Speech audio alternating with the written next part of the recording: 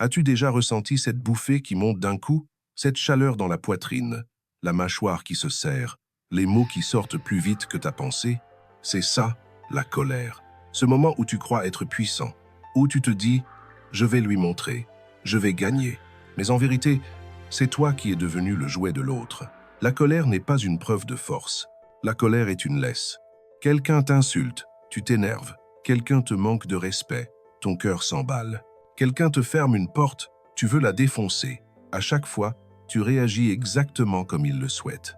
Il tire la corde et tu suis. Tu crois agir, mais tu réagis. Tu n'es pas le stratège. Tu es la marionnette. Tu laisses quelqu'un d'autre décider comment tu te sens. Tu lui donnes les clés de ton esprit, gratuitement, sans même t'en rendre compte. Et ensuite, tu regrettes. Tu as crié trop fort. Tu as blessé quelqu'un. Tu t'es blessé toi-même. David Goggins le dit clairement. Le jour où quelqu'un peut contrôler tes émotions, il te possède déjà. Tu veux être fort? Alors sois calme, sois froid, sois maître de toi. La force n'est pas dans le poing serré, elle est dans la main qui reste ouverte quand tout te pousse à frapper. Imagine maintenant, tu marches dans la rue, tranquille. Quelqu'un t'insulte sans raison. Tu as deux réponses possibles. Tu t'énerves. Alors il a gagné. Parce qu'il vient de changer ton état intérieur en une fraction de seconde. Ton humeur, ton énergie, ton attention ne t'appartiennent plus. Elles sont devenues sa propriété. Ou tu restes calme, et là, tu as gagné. Parce que tu viens de prouver que son pouvoir était une illusion. Le vrai combat n'a jamais lieu à l'extérieur. Il est dans ta tête. Tu veux savoir si tu es libre? Regarde ce qui te met en colère. Si n'importe qui peut appuyer sur un bouton et contrôler ton humeur, alors ce bouton n'est pas le tien. Tu as le pouvoir de ne pas réagir. C'est simple, c'est radical et c'est terriblement difficile. On t'a appris que répondre, c'est être fort, que se taire, c'est être faible. Mais en réalité, hurler, c'est perdre le contrôle. Se maîtriser, c'est régner sur soi-même. Il y a deux types d'hommes dans ce monde. Ceux qui s'emportent, esclaves de leurs impulsions, et ceux qui respirent, observent, réfléchissent, souverains de leur âme. La colère détruit, elle détruit ta paix intérieure, elle détruit tes relations, elle détruit ton image, elle détruit ton futur à coups de décisions impulsives, et surtout, elle détruit ta liberté. Un homme qui se met en colère facilement n'est pas respecté. Il est prévisible, manipulable, enfantine. Tout le monde peut diriger sa vie à sa place. Tu veux devenir quelqu'un que personne ne contrôle? Alors comprends ceci, la colère n'est pas un signal pour exploser. C'est une invitation à grandir. La colère n'est pas un ennemi, c'est un miroir. Elle te montre ce que tu ne contrôles pas encore. Et surtout, c'est une opportunité, une chance de prouver que ton esprit est plus fort que tes émotions. Parce que le monde ne changera pas pour te calmer. C'est toi qui vas devenir inébranlable. Bienvenue dans la première étape vers la liberté. La maîtrise de toi-même commence maintenant. Tu es né avec la colère. C'est un mécanisme ancien, ancré dans ton ADN. À l'époque où la survie dépendait des dents, des griffes et des coups de massue, la colère était une arme. Elle t'aidait à protéger ton territoire, ton clan, ta vie. Mais aujourd'hui, personne ne te chasse dans la rue. Tu ne combats plus des loups. Tu combats des commentaires. Tu combats des regards. Tu combats ta propre fierté. La colère qui servait à survivre te pousse désormais à t'auto-détruire. Ce n'est plus un bouclier, c'est une bombe que tu portes sur toi et que tu déclenches toi-même. La colère apparaît quand tu crois qu'une injustice a été commise contre toi, quand tu veux reprendre le contrôle, quand ton ego se sent menacé. Mais dans cette quête de contrôle, tu finis justement par le perdre. C'est fou, non? Tu te mets en colère pour te sentir puissant, mais chaque explosion prouve que tu ne l'es pas. Quand la colère monte, ton cerveau change. Le sang quitte ton front, ta réflexion s'éteint. L'émotion prend le volant. Tu deviens un passager, attaché dans ta propre tête, incapable de guider quoi que ce soit. Tu dis n'importe quoi, tu fais n'importe quoi. Tu ruines des relations en quelques phrases qui brûlent plus vite qu'elles ne guérissent. Et ce n'est pas seulement mental. La colère te vole ton énergie. Elle use ton cœur. Elle détruit ta santé. Elle raccourcit ta vie. Sénèque disait que la colère est une folie brève. Mais certaines colères nous rendent fous toute une existence. Tu crois que tu punis l'autre. Mais c'est toi qui payes la facture. Toujours toi. Regarde les gens qui vivent dans la colère permanente. Ils ont le visage fatigué, les épaules lourdes, la voix tremblante. Ils pensent lutter contre le monde, alors qu'ils luttent contre eux-mêmes. La colère, c'est l'ego qui hurle. Je veux que tout se passe comme j'ai décidé. Mais la vie ne suit pas tes ordres.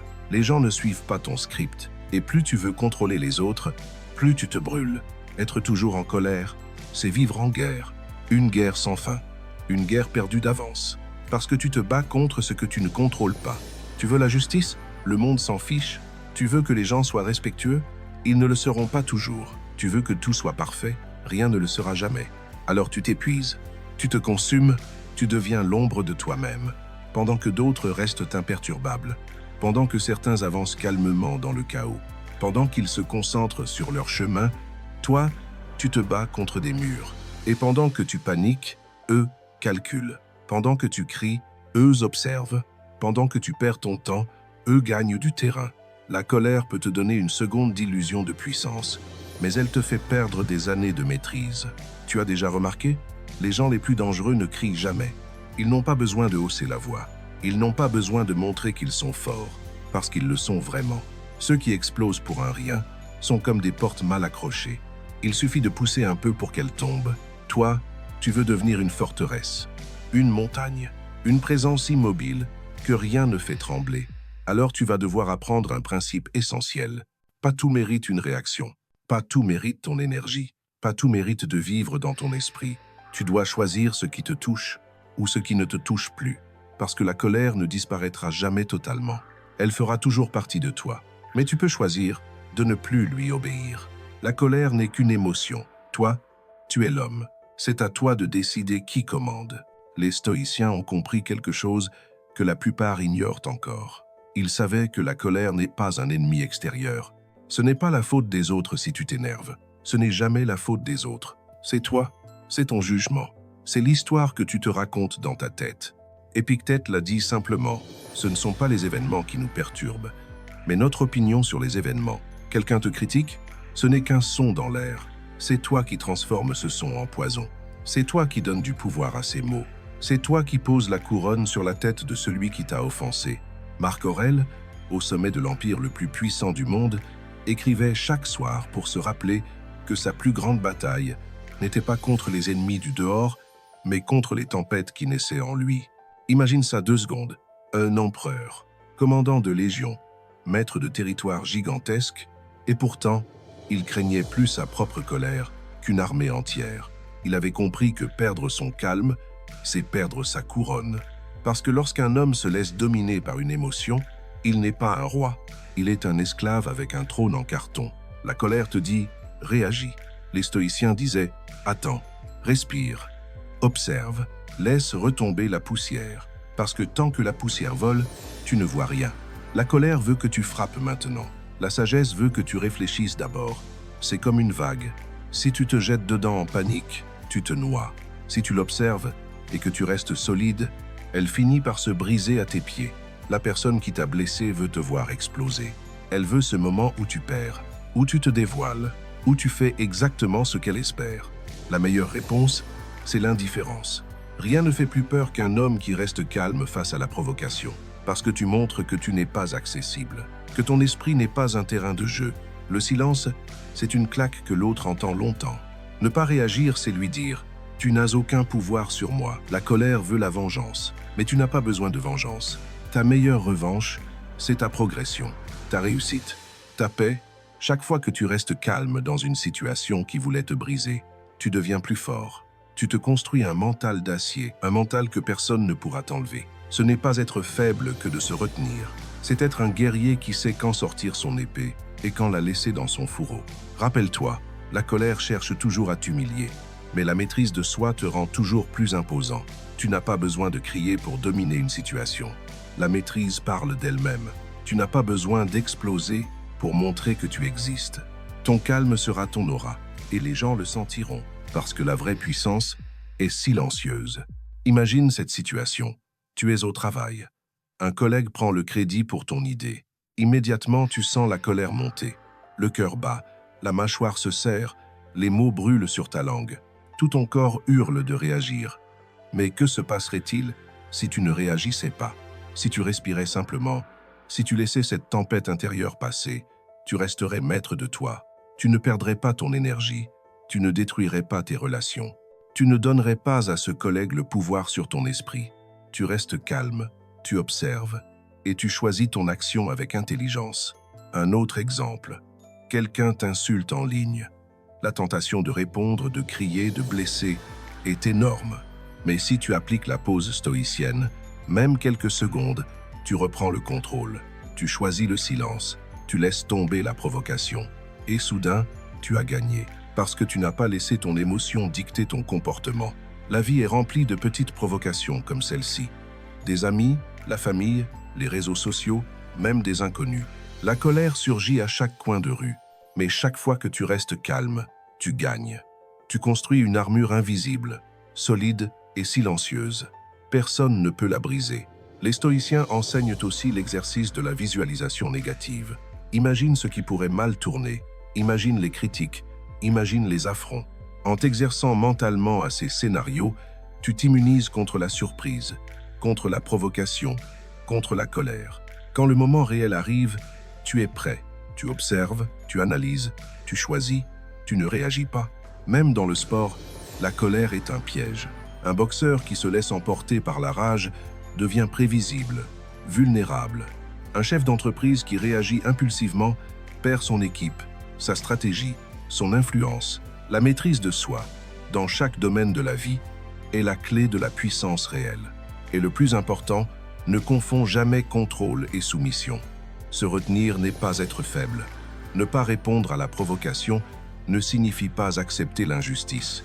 Cela signifie que tu choisis le moment, le lieu et la manière de répondre avec ton vrai pouvoir. La colère veut que tu sois esclave de l'instant.